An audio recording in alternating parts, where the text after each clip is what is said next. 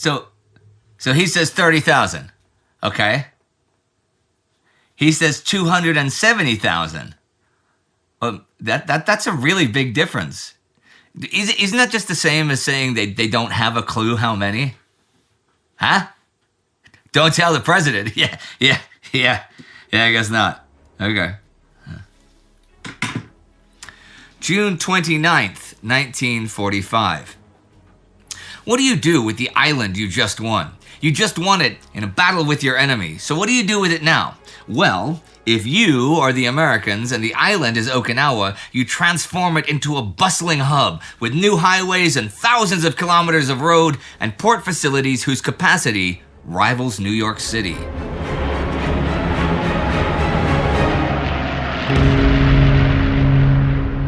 I'm Indy Neidell. This is World War II. Last week, the Battle of Okinawa came to an end with an American victory, though casualties on both sides were alarmingly high. The Australian advance on Borneo continued, Wake Island was raided, and US President Harry Truman had a meeting about strategy concerning Japan. That meeting took place the 18th. What I did not talk about, and what I will talk about now, is another meeting he had that took place the day before, the 17th. This was informal and took place aboard the presidential yacht sailing on the Potomac River. Truman will describe the meeting as a discussion of a wide variety of topics concerning plans, issues, and decisions, especially with respect to the European food and fuel situation and the Japanese War and the relations with China, Russia, and Britain with regard to it, Supreme Commander, and what to do with Mr. Prima Donna, Brass Hat, 5-Star MacArthur.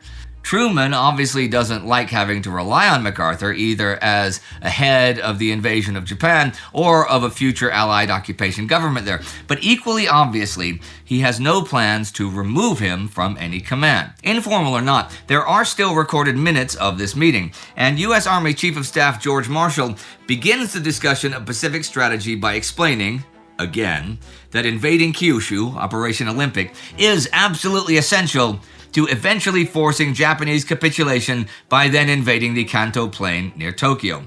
Marshall added that it might be possible to force Japan's surrender without defeating the entirety of the Imperial Army, but it would take the continuation of the blockade and bombardment of the home islands, the Soviet Union's entry into the war, and landings on Kyushu to bring about that result.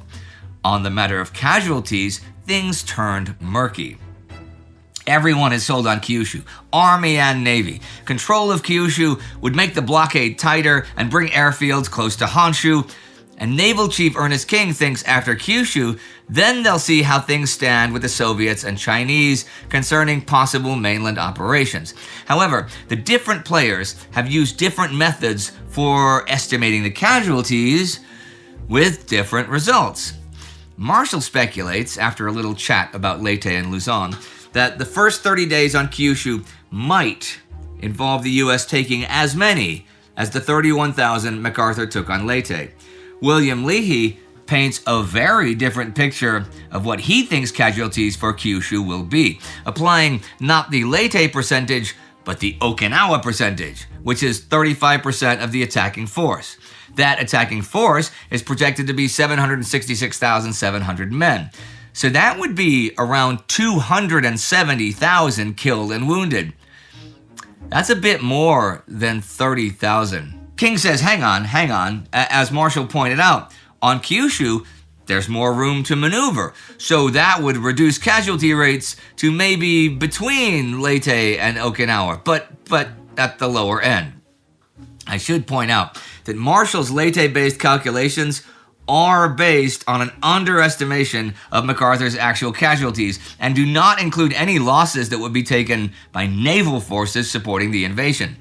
Also omitted was any mention of an earlier cable from MacArthur's staff estimating 105,000 killed and wounded for Olympic within 60 days.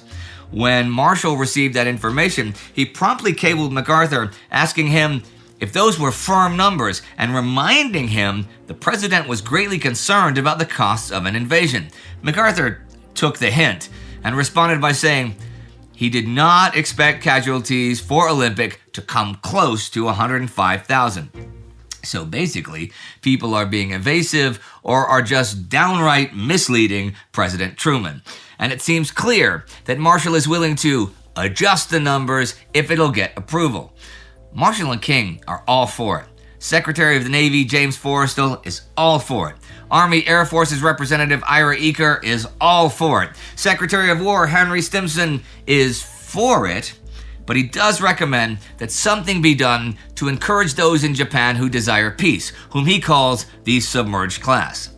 Leahy, however, is not all for it. In fact, he challenges the entire basic premise underpinning it, namely that the U.S. will not achieve victory without Japan's unconditional surrender. He says that even without that, Japan will not be any sort of menace for the foreseeable future, and insisting that it is going to lead to loads and loads of American casualties. He also opposes occupation of Japan. Truman tells Leahy he has his opinions in mind, which is why he's sort of left things open to Congress deciding things in terms of unconditional surrender, but he does not think that he could change public opinion at this moment. So then comes the meeting, the 18th, I talked about last week, and we see there that King might not be all for it after all, since he says at that meeting, on the record, that blockade and bombardment might force a surrender before Olympic begins. He also has a cable from Chester Nimitz from May 25th that opposes any invasion at all of the home islands.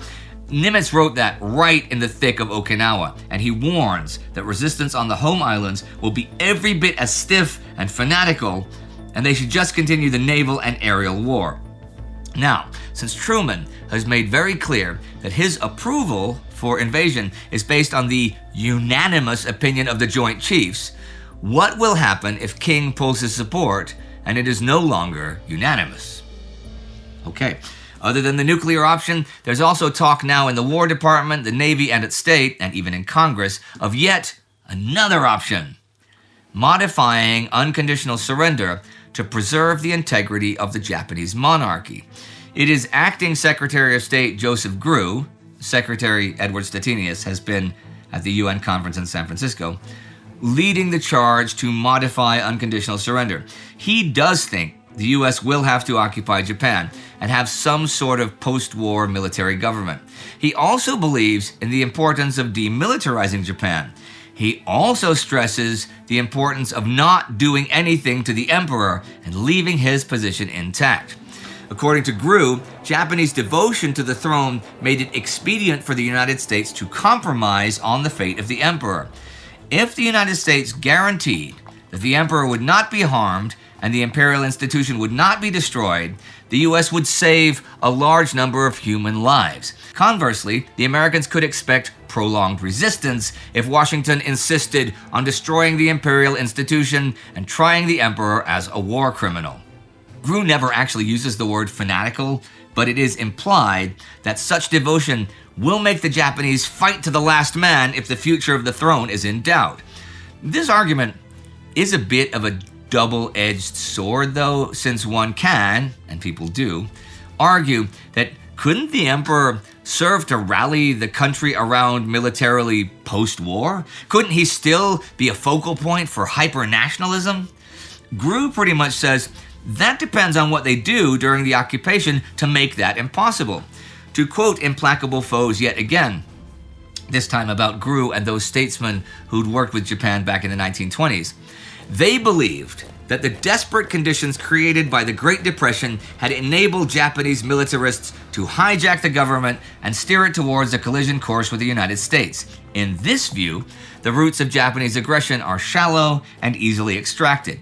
The United States needed to defeat Japan, punish the militarists, and restore control of the government to the moderate statesmen and business leaders who had previously guided Japan on its path to modernization.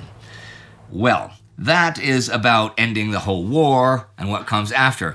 The boots on the ground are currently trying to end battles and clean up after them. The Battle of Okinawa ended last week, but there are still like 15,000 Japanese troops in the caves on the southern coast, and they have to be rooted out, which takes time. Small unit fighting would continue through July, but organized resistance was essentially finished, and there was no longer a front line on Okinawa. Caves were systematically scoured with flamethrowers and sealed off with demolitions. Thousands of Japanese troops and civilians were entombed. During the last 8 days of the battle, after the collapse of organized resistance, an estimated 8,975 Japanese soldiers were killed, and thousands of Japanese prisoners were taken. Many others took their own lives. Okinawa does not look like it did 2 months ago, and not just because of the fighting. American construction teams and engineers have been transforming it to use as the base for the Kyushu landings. Bombers and fighters are already arriving from Europe. The main Yontan airstrip is now over 2 kilometers long and operational. 2,000 kilometers of paved roads are beginning to be built, and there will soon be 2 4-lane highways running the entire north-south length of Okinawa. By this month, June 1945, the Okinawan ports are handling more cargo than the port of New York usually handles in a month during peacetime. There is also still the fighting in the Philippines to bring to a conclusion. On the 23rd, U.S. paratroopers of the 11th Airborne Division land on the north coast of Luzon at the mouth of the Cagayan River. This is U.S. 6th Army Commander Walter Kruger's idea. Dropping troops near Apari would prevent Japanese entering or leaving it, though American forces took it already the 21st, so the drop isn't really necessary. Those men that drop in reinforce Task Force Connolly, which is a mixed force but features the 127th Infantry elements of the 32nd Division. This group now moves south to hopefully meet 37th Division coming up Route 5. When they do this on the 26th, like 50 kilometers south of Apari, the Luzon campaign is effectively over. Yamashita's position seemed hopeless. His remaining troops had pulled out of the Cagayan Valley north to an area between the Asin River Valley and Kiangan. Others escaped into the Sierra Madre Mountains east of the Cagayan Valley. By June 30th, his starving soldiers faced destruction. Elsewhere on Luzon, on the 26th, 43rd Division is taken out of the lines at Ipo Dam. They have been in the order of battle for 175 straight days, and now they get to rest. However, it is not just rest, for there is a great deal of preparation to do, because the gathering and training of forces in the Philippines, Hawaii, and the Marianas is a mammoth enterprise, and the invasion of Japan will require all available Pacific forces. In the north of Luzon by now, 25th Division has also left the front to begin preparing for that invasion, thanks to 6th Division's arrival. 33rd Division also gets a rest from tomorrow, the 30th. So as June ends, 6th Army has now just 3 divisions and a 4-regiment Filipino-American force to hunt down and exterminate the scattered remnants of the Shobu group. I should point out that U.S. 8th Army Commander Robert Eichelberger now has command over the divisions on Luzon fighting, while 6th Army Commander Walter Kruger commands those divisions slated to take part in the invasion of Japan. Eichelberger was told straight up by MacArthur to avoid a major engagement, so there really is a reason to surround the enemy and seal him up and not press any further. The Australians are still pressing in the North Borneo campaign. On the 25th in Sarawak, they occupy the Murky oilfield region. On the 27th, they attack Beaufort. In spite of a torrential rain falling, they secure the southern bank of the Padas River and then take the town and communications points north of the river. Overnight, the Japanese launch half a dozen pretty vicious counterattacks, and the fighting continues around there until today, when the Japanese are forced to withdraw from the area. And on the 27th, the first oil pump is restored to use on Tarakan Island. And that is this week of the war, with scattered fighting on Borneo and Luzon, fighting even after the battle ends on Okinawa, and the transformation of that island kicking into high gear. And on the 26th, the United Nations Charter is signed in San Francisco by representatives from 50 countries. Each member of the Security Council, Britain, the USSR, the US, China, and France, has an effective veto. I have not talked about the 2-month-long San Francisco conference, but that is covered in the War Against Humanity series, so go check that out there. So, Okinawa is being transformed into a staging ground for hundreds of thousands of men to attack Japan. The end of the Battle of Okinawa is a big deal. I'm going to end today with a quote from Ian Toll's Twilight of the Gods. I ended last week with a quote from him about Japan, so why not one today about Okinawa? For the victors, possession of the island conferred tremendous strategic advantages.